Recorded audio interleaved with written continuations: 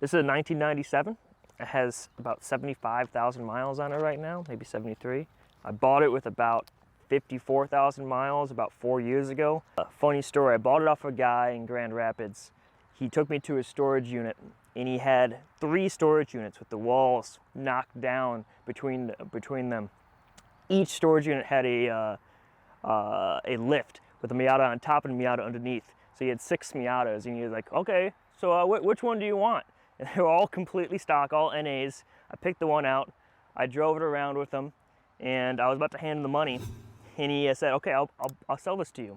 But promise me, never modify it. And I was like, oh yeah, for sure. Yeah, it's going to stay stock, clean forever. And now it's this.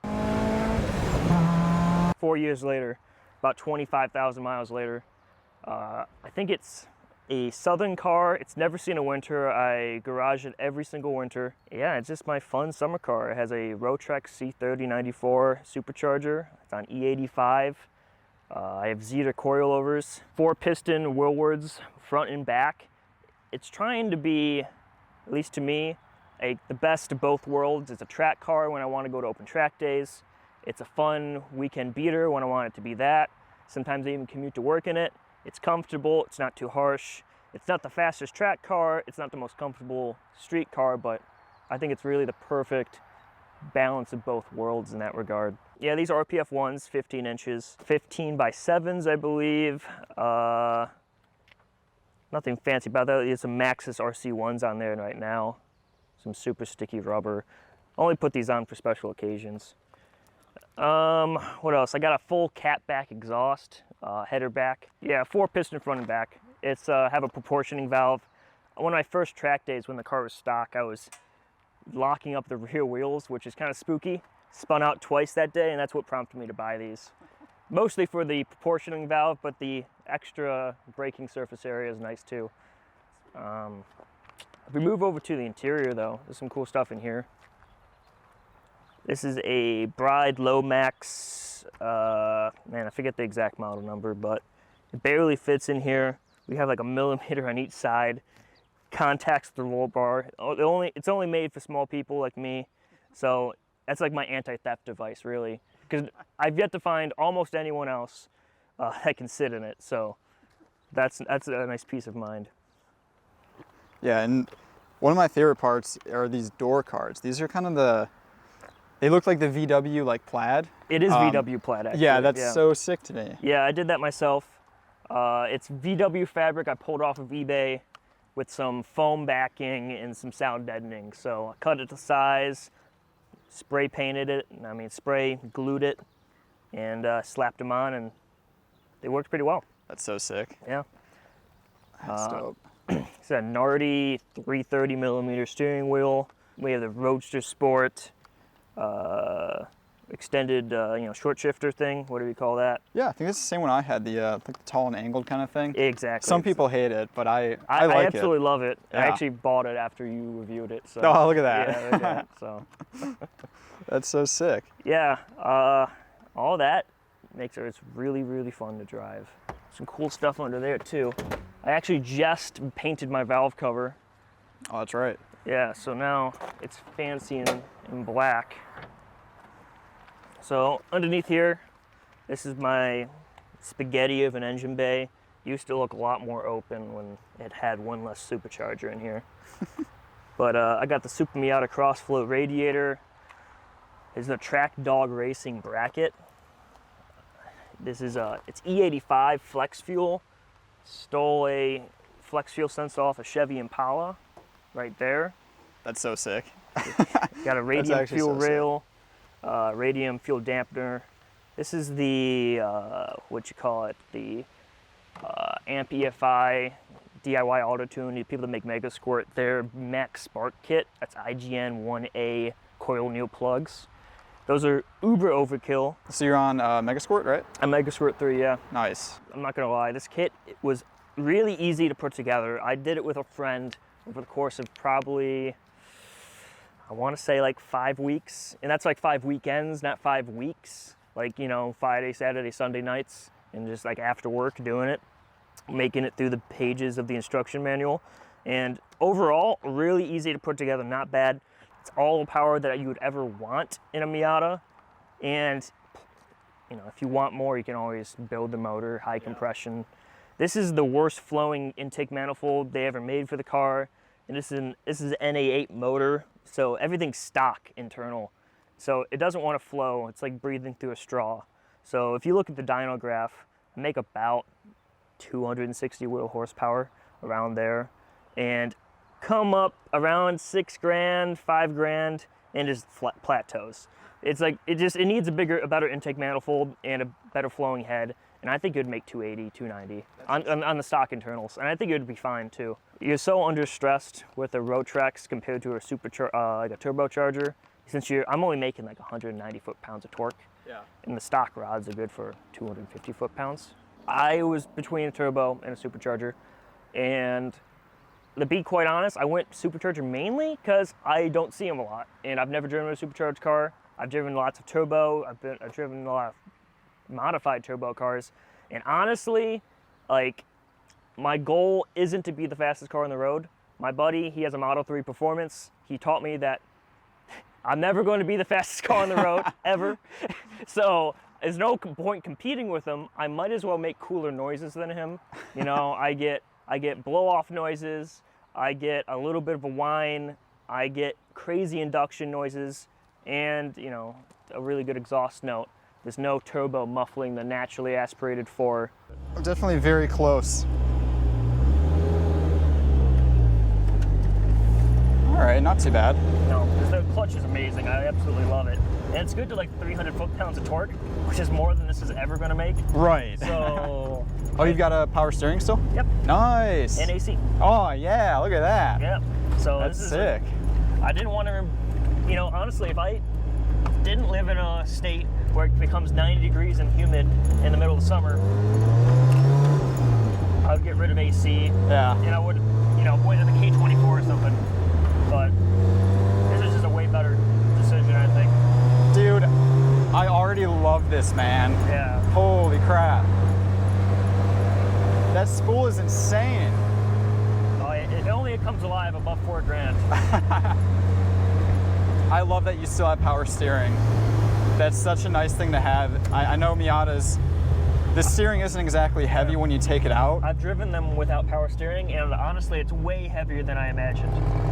Maybe it's because I have little noodle arms, but, you know, I'm gonna keep power steering until I can't have it. Exactly. Oh, yeah. Yeah. Fuel cuts at 7,500. Okay, 75, gotcha. Man, dude, this feels good. Yeah, it's fun. Top up Miata forced induction. There's nothing else. Yeah, it's no better bang for the buck than just throwing a supercharger on a Miata. Yeah. Are you still 5-speed? Yep. Gotcha. It's a Yeah, it's a 4.1 towards the rear end. Okay, gotcha.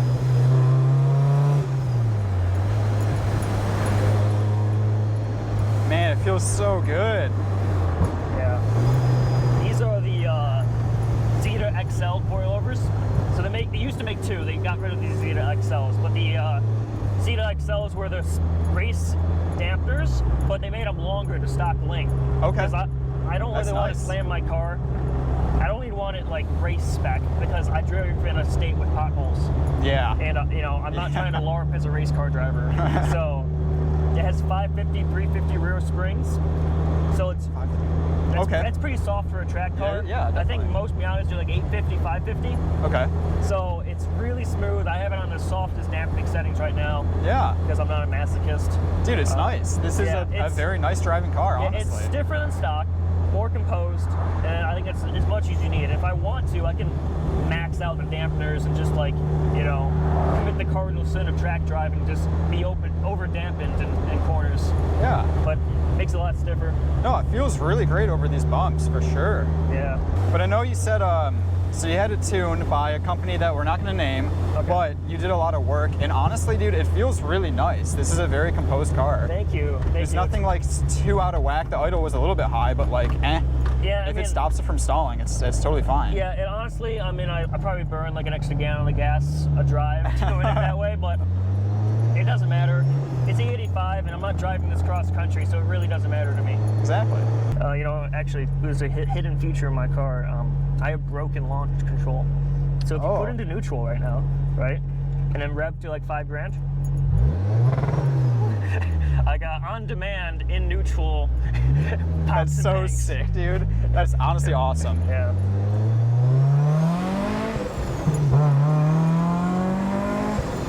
Oh yeah, man.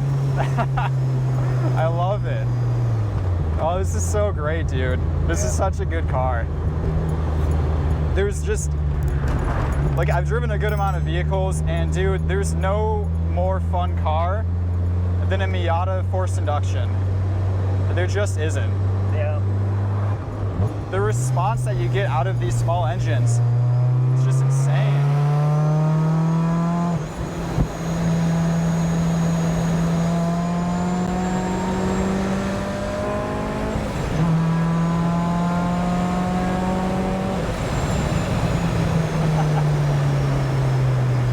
So good. Yeah. And especially with the Supercharger, there's no turbo lag. Yeah. It's instant. You can go on, off throttle all day, and it just brings back the boost instantly. Oh, You know, so good. it's just a naturally aspirated car, but with an extra 150 horsepower. Yeah. So, It's amazing. yeah. Every once in a while, I kind of like have regrets about turboing my car. I don't think that you can go wrong either way. Yeah. They both have their benefits, their cons.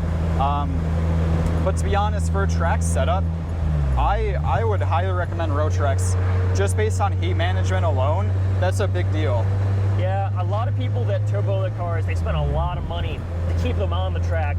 You Yeah. know, like head studs for like coming out, and, you know, just, yeah, heat management's a huge issue. You need giant oil coolers. It's a mess because, the turbo share the oil with the engine. So you end up overheating the oil. The oil system for the Rotrex, entirely isolated system. It has its own oil cooler. It has its own pump. Has its own reservoir. It's fine. It's awesome. It'll go forever.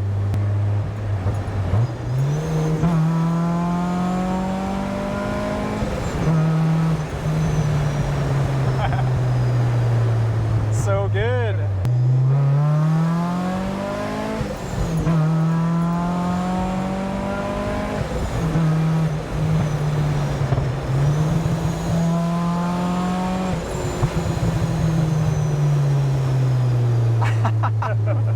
Oh, it's great, man. Yeah, the pops and bangs are kind of fun. Dude, the pops are awesome. Yeah. Yeah, the suspension's really, really nice, honestly. You said the spring rate was what? 550, 350. Okay, so that was actually pretty similar to what I had. I think I had 500, 300, I think. Oh, yeah. There On you my go. Bilsteins, and yeah, it's really great for the street. Yeah, I don't think you need anything more than that. Exactly.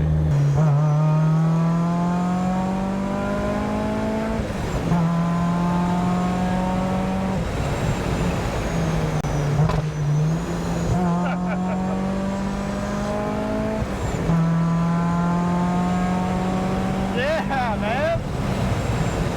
Oh, man.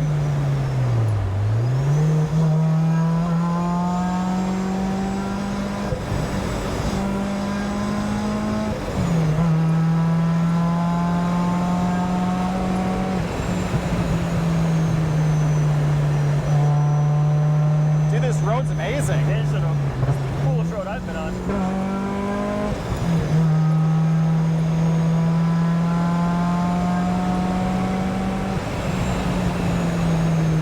Oh, dude, I love this. That's an awesome road.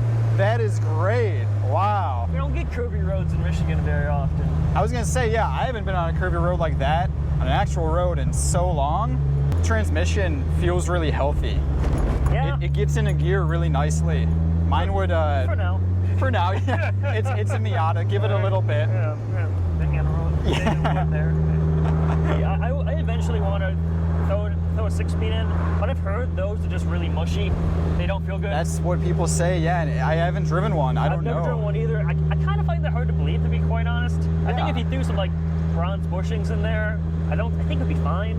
And the gearing advantage that you'd get, especially in a car like this that makes limited boost, would be enormous. Right. My 0 to 60 would probably suffer, but the fact that I'm like always in the power band, be awesome.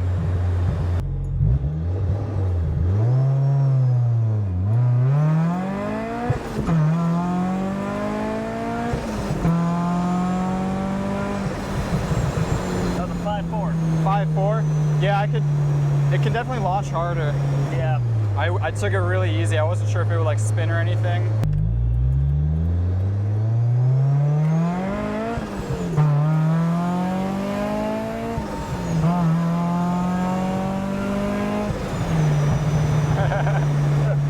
That's awesome. So good, dude. You built an amazing car. This is great. Appreciate it. The sounds that you get are just fantastic. Future plans for the motor, I'm going to buy a NB2 VVT motor. Okay. And either port it out or pay someone to port it, and put like a Skunk 2 manifold on it. I think those two things alone would push me to 300 horsepower. Yeah, man, it would be nuts.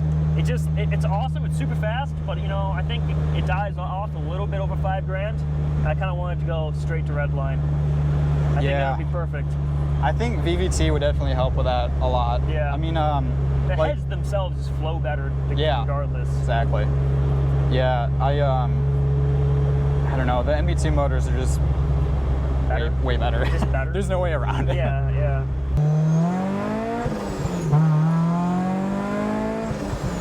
Oh man, I love the burbles. Yeah, I know, They're right? so good. It's just enough. Just enough. Exactly. You know, and then you get gunshots in neutral. So. Yeah, exactly. If someone's tailgating me a bit too close, like throw fireballs. Light it up. Yeah. Some guy in Woodward told me that fireballs do come out the back. Oh, that's great. Well, John, do you want me to put your Instagram up? Sure. Laster John, LASTERJON. Awesome. It's no car stuff, sadly. I just do film photography. So if you like that sort of stuff, follow me. For sure, yeah. You should check me out. That's awesome, yeah. Well, thank you a bunch for letting me drive this. This is like the most beautiful day to be in a Miata with a soundtrack like this. Yeah. So I appreciate it. No problem. Lots. Honestly, it could not have been a better day. You're right. It's perfect. Yeah, this is awesome. So anyway, thanks for coming out. If you guys have any questions, let me know. Hit up John on his Instagram. I'm sure he'll be happy to answer the horde. Yeah, for sure. But have a good one, guys. Thanks.